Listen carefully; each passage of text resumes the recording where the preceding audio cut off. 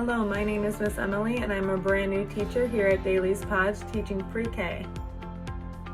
So I'm a graduate of Bowling Green State University where I obtained a bachelor's in education and human development with a focus in intervention specialties.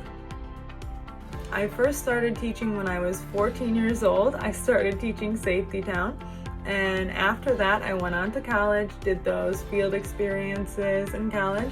Then I got a job teaching in a preschool after college. Did that for a little while and then went on to teaching English as a second language online for the past couple of years.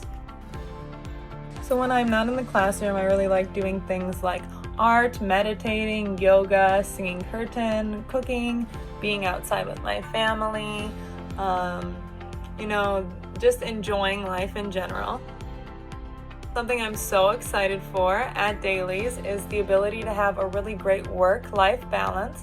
I'm so excited to meet my students, find out what their interests are, find out what their goals are, and then work on lessons that are tailored specifically to those goals and those interests. I can't wait to meet you, and I hope to see you soon in my Dailies class. Bye!